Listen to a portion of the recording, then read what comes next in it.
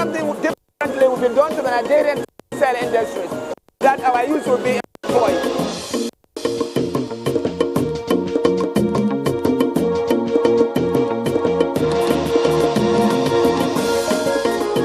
The people that attend the church here can tell you. Service in Holy Rosa is in Benin. We are taking a canoe tour of the communities on the bank of River Niger in Kesu.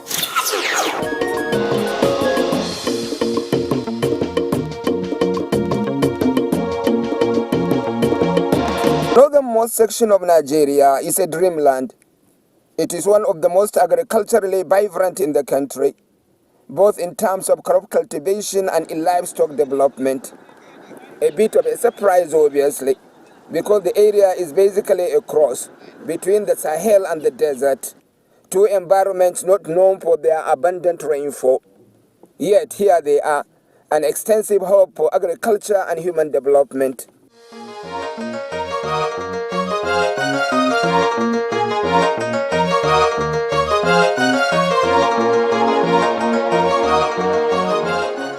These sections of Nigeria are also rich cultural entities with histories spanning thousands of years. Their history and cultural reality are living things. They do not die, and their presence and impact continue to influence lives on a large scale.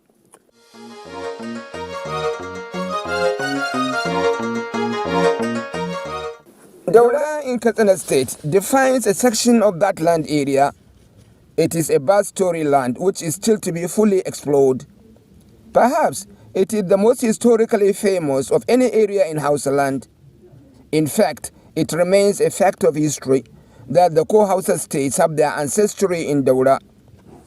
The ancient township still maintains some landmarks and footprints that are a reflection of its evolution over time. Still within the Daura Emirate Circle is a vast dam system that supports livelihood on a large scale. It does so through the facilitation of all year-round agriculture and through the provision of potable water. It is an epic life support system that has stamp of its son Buhari. All these issues fuse a beautiful symphony of cultural evolution and food security.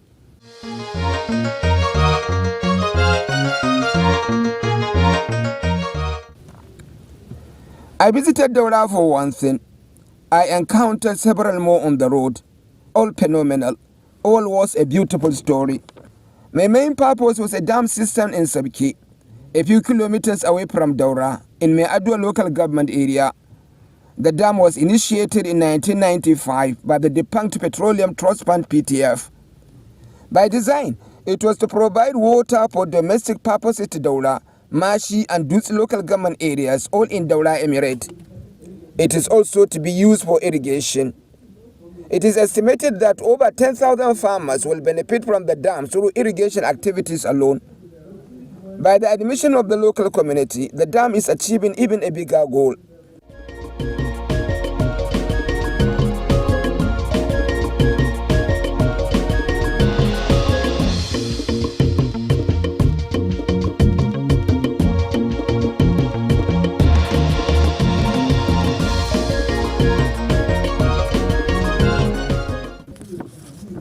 The environment of Sabki Dam is a Sahel region where the community labor to find potable water. But the fact of the dam has allowed for imagination to take over the way they find their water and do their agriculture. This well has been around for over 50 years. It still serves this community, not only for drinking water, but to initiate a rice plantation that will ultimately be nourished by the larger dam body.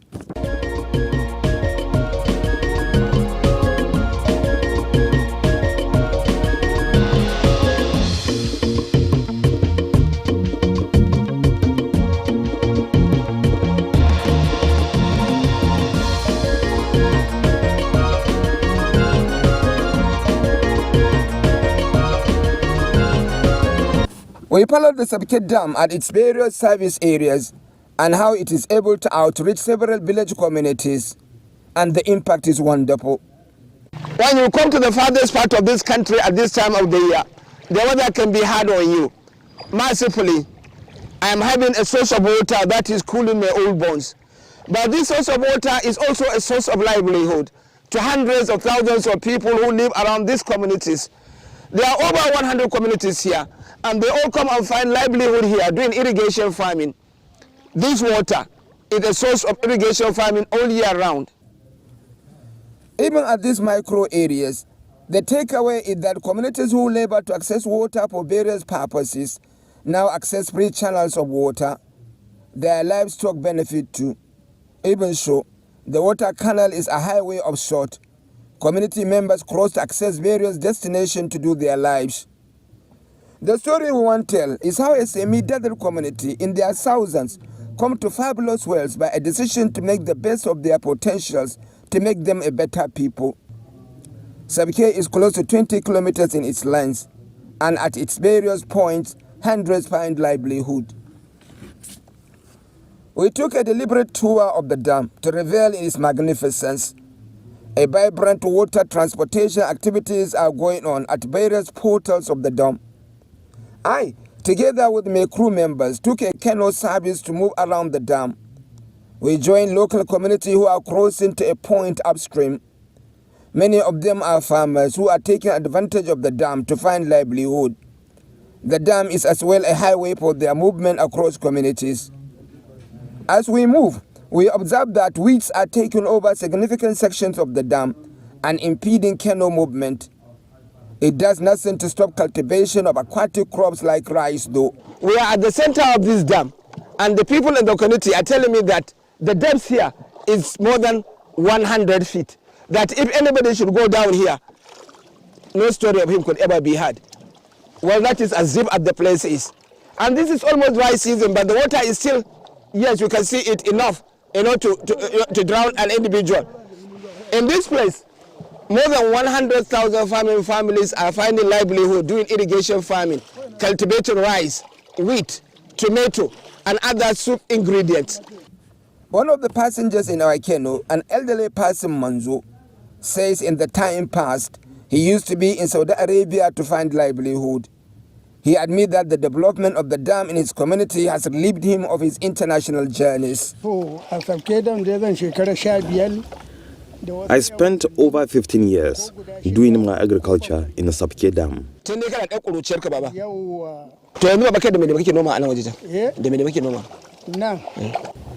I'll cultivate wheat, I cultivate tomato, rice, and different kinds of vegetables like lettuce. We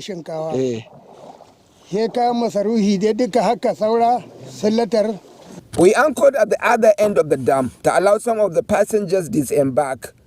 Afterwards, we continue with our movement around the dam area.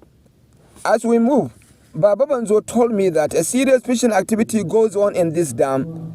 It attracts hundreds of fishermen from across Nigeria who come to take advantage of the endowment. You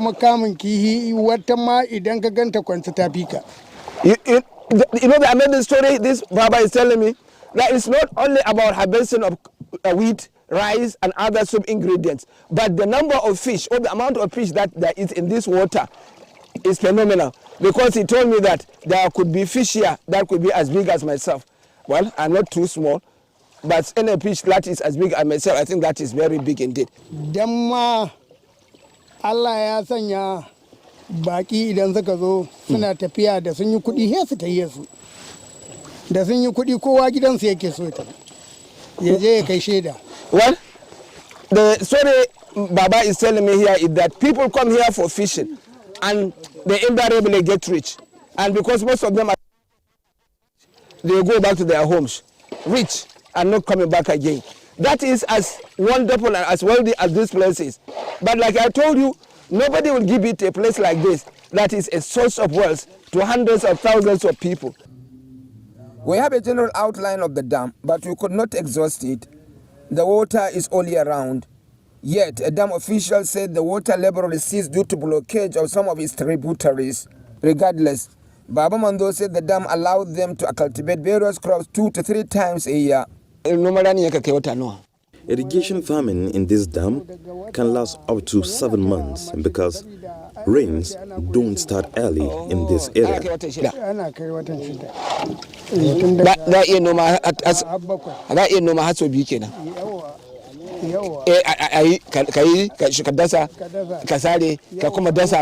Some vegetables like tomato, lettuce, and spinach are cultivated 3 times over in a year.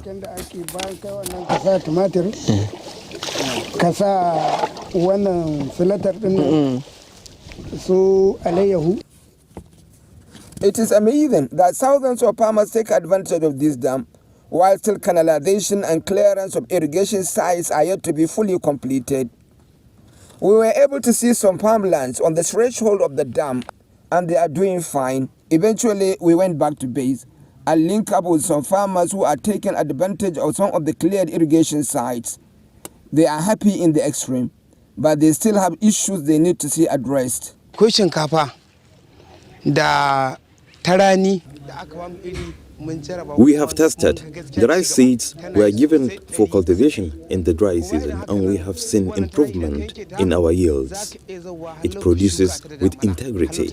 Again, if you cut the stem of this pilot rice, we can replant it in the rainy season, and it again delivers 100%. You do not require siblings.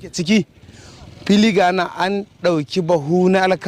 wheat, in this field, we have harvested more than 170 bags.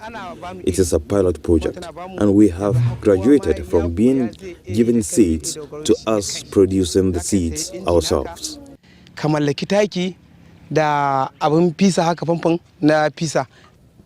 Subcare is a testament to the desire of successive government to see Nigeria achieve food security. It is getting it right, but there are needs to complete some fundamental aspects of the project.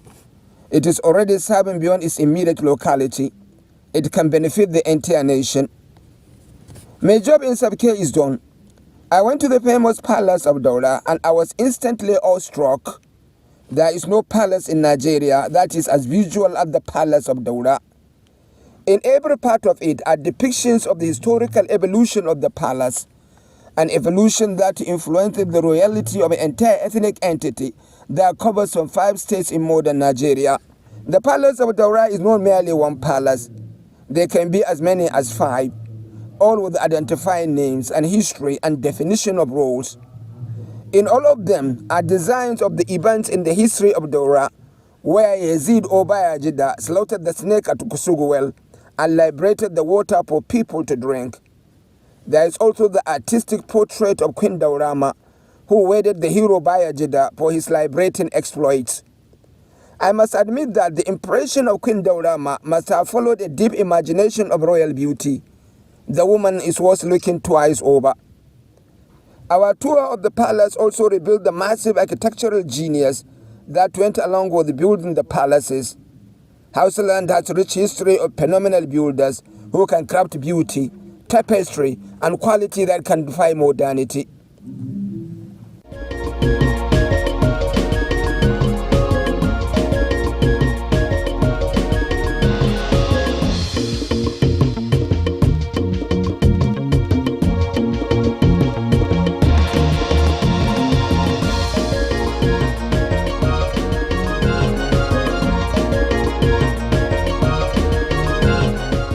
I must say, the palace of Daura is a study in aesthetics.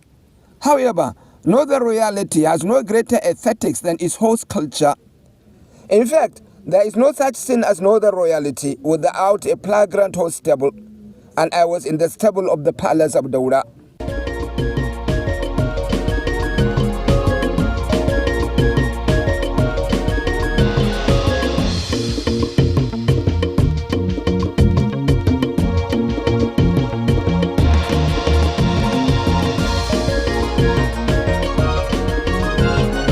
Well, horses like this one is a veritable expression of royalty in the north. In fact, in the whole north, there is no such thing as royalty without a cavalcade of horses.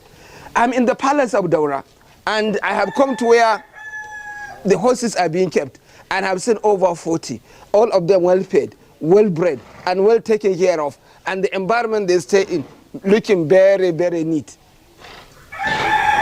You really need to know what it is to be a royalty in the houseland. This place expresses it all.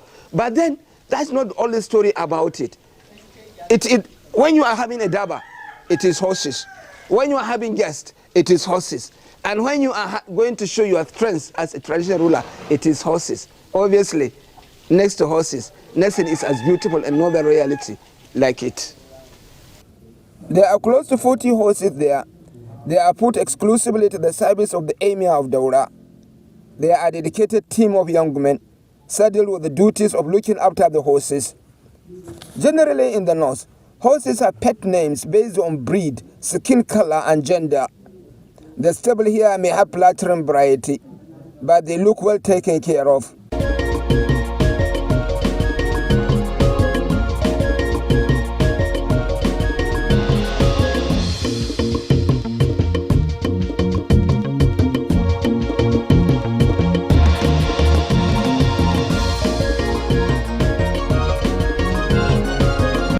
I tried to find the Kusugu well at the palace.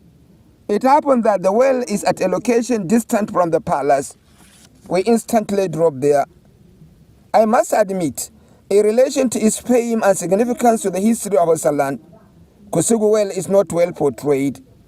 Its building is so casual, you can mistake it for a shrine.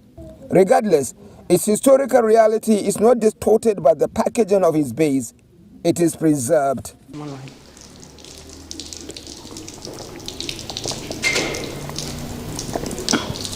Yes, satisfied. I must tell you, I am a witness to an event in history. This is the famous Kusugu well, that well in which Bayajida caught the head of the snake and married the reigning queen of Daura at that time, Daurama.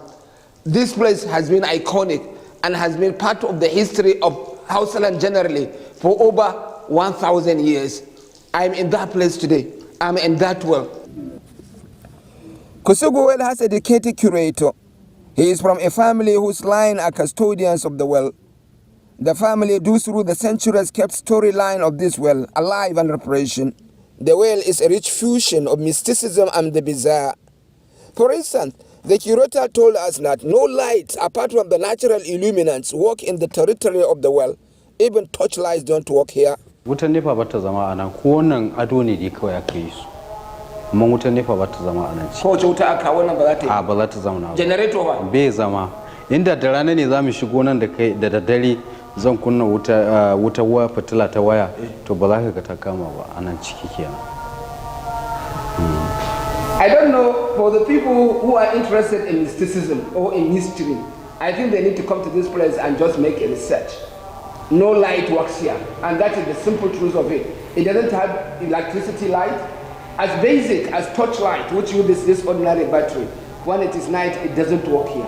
This one is not scientific enough to tell us why. I am not either. But then, what forces in nature, what force in nature is making this place to be like this? Perhaps this is the story of Radio Kusugu is still to be discovered. We have only known about Bayajida and the cutting of the snake, but some of the mysteries of this well are still to be unearthed, and I think there is more research to be done. Instant reason that Kusugu well is one of the most visited historical sites in the country. The curator told me that in the year 2022, more than 15,000 people visited the well from within and outside the country. Perhaps a more compelling reason why the gateway to the well needs a befitting facelift. It is part of the mystery of this well that it is almost bottomless. Mita 30 shine wajen ruwa. Amma daga mita 30 din abin da ya kasa mita 280 aka sa ba gano karshen shi ba. Well, it is like most of the historians and the scientists will have to come to Daura and in fact come to Radio Kusugu and find more stories. This man is also telling me that the depth of the water, that means the depth you need to cover to get to the water. Now, you just 30 meters. You go 30 meters down, you have your water. But he said that it has been tried, and a metering system has been used, and it goes almost 280 meters, but its depth has not been exhausted, which means you can still go down, and you have not cut the depth. So nobody knows the depth of this well. The water from Kusugu is also believed to have curative powers. I met several people who arrived the well with the buckets and kettle to fetch from its water for healing purposes. The water itself is a bit salty, may be an indication of its medicinal content. Sama da shekara 1000 wannan ruwan ga yanan go. Dan ta kai ta kawo ma wani lokacin kofi zaka saka ɗibi ruwan wannan. Ba sai da damana ba. The story the curator here is telling me is that this place is evergreen, it never dries, and that at any point in time you just have the opportunity to come and take from the water, and the water is tasty even if it is salty somehow. But more than that, you will find that it is like self-sustaining. You know, the sustenance that it provides for the people of Dola and all its environment that is still being sustained. This well is endowed because it never dries. And I think that is a master stroke. That is one picture of it that many people do not understand. Because coming from that over 1,000 years to this point, and you are still tapping from it, I think it's no mean feat. This man is from Gombe State. He said his body is constantly paining him, especially his chest and his limbs. The water, he believes, can heal him. But the most compelling story is of this boy Huzaipa, who has been under the skin of his granny to bring him to Kusugu. I should like you to take this man Huzaipa. He is going to be a brilliant boy when he grows. He is a primary school pupil, and his teachers are telling me a story about Kusugu well. Now he has been disturbing this his grandma, that she should have to, of necessity, bring him to Kusugu. She could not rest. So the woman obliged him. The woman obliged him. That's why he bring him from Dusema to this place, over 100 kilometers. So that at least let him see the Kusugu well. Let his mind be at rest. The Kusugu that they have been telling him, he has found it today. Okay.